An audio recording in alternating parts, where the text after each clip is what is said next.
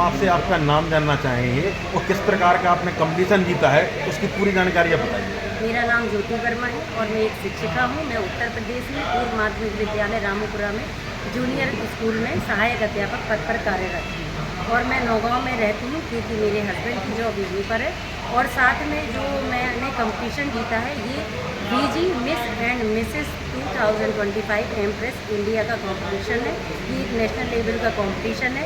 आगे इसको global international भी बनाया जा रहा है, बट अभी फ़िलहाल इंडिया लेवल पर भी ये इसका है। और मैंने इसको जीतने का मेरा उद्देश्य यही था कि मेरे अंदर भी कई प्रतिभाएं छुपी हुई थी जो मैं अपने सपने पहले पूरे नहीं कर पाई।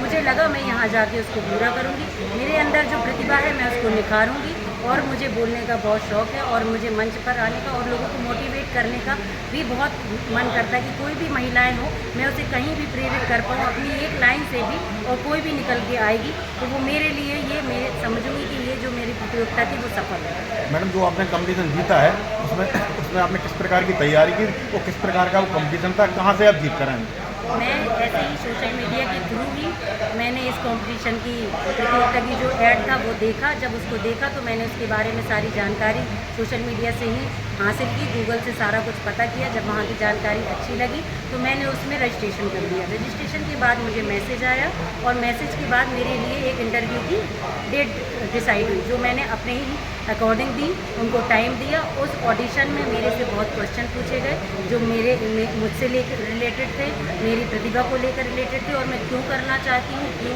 इसमें आना चाहती हूँ। बहुत सारे क्वेश्चन थे। मैंने वो सारे पैरामीटर शायद जजेस को अच्छा लगा और मैं 750 लोगों के बीच सिलेक्ट हुई। और जब सिलेक्ट हुई उसके बाद मैंने वहाँ की फ़ीस और उसके बारे में जानकारी दी तो मैंने फ़ीस भी दी। और फिर उसके बाद 3 महीने लगातार मैंने अपने ऊपर मेहनत की। उन्होंने जैसे जैसे मुझे ट्रेनिंग का बताया कि आपको योगा करना है, आपको खाना क्या खाना है, किस तरह अपने लिए आपको वर्क करना है, हील्स कैसी पहननी है क्योंकि वहाँ रैम्प वॉक भी होता है। तो शादी के बाद मैं हील्स पहनना छोड़ चुकी थी, वो भी मैंने सीखा। आज मैंने 3 से 4 इंच की हील पे बराबर काम कर रही हूँ। वो भी मैंने अपना पूरा ट्रांसफॉर्मेशन किया वहाँ पे जाके। बेसिकली तो बताऊँ कि बेसिक तो एक है, सबसे पहली बात महिला का ट्रांसफॉर्मेशन वहाँ होता है, स्किल्स निकलता है। ये मैंने सारी तैयारी की, दोनों टाइम योगा किया, अपने खाने का ध्यान दिया। मैं उसको कंटिन्यू आगे भी करूँगी क्योंकि मुझे अपने इस टाइटल को अपनी पर्सनालिटी के साथ हमेशा बनाए रखना है। आपके जीत के बाद आगे आपका क्या कदम है? नौगांव छतरपुर जिले की महिलाओं को, बच्चियों को आप कैसे इसमें जोड़ेंगी, कैसे उनको समझाएंगी, क्या कदम रहेगा आपका? सबसे पहली शुरुआत तो मैं जिस कार्य क्षेत्र में कार्य कर रही हूँ, कहते हैं कर्म ही पूजा है। पहले तो मेरा क्षेत्र स्थल अपना स्कूल ही होगा जहाँ गांव की लड़कियों को मैं हमेशा से प्रेरित करती आई हूँ और करती रहूँगी, उनको प्रेरणा देती हूँ। और उसके बाद में अपने क्षेत्र की जो भी मेरी महिलाएं जितनी साथी हैं, जितनी भी मेरे टच में हैं, मैंने उनसे भी बात की। इवन अभी भी मैंने अपनी स्वप्निल मैडम और आरती मैडम से इस बारे में बताया और उनको भी कहीं ना कहीं मन में लगा और वो भी मुझसे पूछ रहे हैं। आप भी उनसे ज़रूर क्वेश्चन पूछिएगा कि अगर मुझे देख के अगर वो प्रेरित हुई है तो मुझे लगता है आपके थ्रू जब ये बात कल तक पहुँचेगी तो बहुत सी महिलाएं प्रेरित होंगी। और जैसा कि सर का क्वेश्चन है कि आपका क्या मोटिव है, डेफिनेटली मेरा मोटिव हर महिला के पास इस तरह जो भी स्किल्स है मैं उसको निखारने के लिए वहाँ का उन्हें पूरा तैयारी बताऊँगी। और मैंने जो वादा किया है कि योगा क्लासेस मेरी तरफ से फ्री होगी। कोई भी लड़की फिटनेस की तरफ कदम बढ़ाना चाहेगी मैं उसको अपनी तरफ से योगा क्लास फ्री दूँगी। और अब मैं जगह जगह स्कूल, गर्ल्स स्कूल में और जहाँ भी महिलाओं के समूह होंगे वहाँ जाके मैं अपनी बात रखूँगी। जो मुझे उन्हें मोटिवेट करना है कि घर से निकल के आप अपने लिए आगे रास्ता दिखाइए, वो मैं अपने छोटे छोटे कैंप और यूट्यूब के वीडियो, इंस्टा पे अपनी अपडेट मैं डेफिनेटली करूँगी। कितना बड़ा चैलेंज रहता है इस प्रकार के प्रतियोगिताओं को जीतना? चैलेंज तो ये रहता है, पहली तो बात आती है समाज की कि अगर मैं वहाँ जाऊँगी क्योंकि वहाँ हर तरह का ड्रेस भी पहनना पड़ता है। ऐसा नहीं कि आपकी गरिमा खराब होती है, कहीं नहीं, ऐसा कोई भी ड्रेस नहीं था जो आपके लिए खराब हो। लेकिन कहीं ना कहीं आता है कि एक बहू भी हूँ मैं, कहीं ना कहीं वहाँ घूंघट के बिना भी जाना होगा तो समाज क्या कहेगा। फिर कहीं ना कहीं मन में आता है कि मैं जीत पाऊँगी कि नहीं जीत पाऊँगी। वहाँ जाके मैं कहीं वापस आ गई तो क्या हुआ, फिर मन में आया वापस ही तो आऊँगी। लेकिन मैंने अगर उस प्रतियोगिता में भी हिस्सा लिया, मैं वहाँ तक गई भी, तो वो भी मेरे लिए बड़ी बात है। और जब मैंने वो टाइटल जीता मेरी आंखें नम हुई और मुझे तब लगा बस मैंने कर दिखाया तो मेरे क्षेत्र का नाम होगा और वहाँ से कोई ना कोई जरूर कर देगा। अब वो रास्ता खुला है क्योंकि मिसेस का टाइटल अपने क्षेत्र में पहला ही मुझे मिला है। मिस इंडिया कई है, मिस जिले लेवल पे, स्टेट लेवल पे, बट वहाँ की लेवल पे अभी मिसेस का खिताब अपने क्षेत्र में मैंने ही जीता। तो अब ये शुरुआत हो गई है। मैं चाहती हूँ जितनी भी श्रीमती हैं सभी वहाँ जाए और अपना टाइटल जीतें। आपको परिवार का किस प्रकार का सपोर्ट मिला?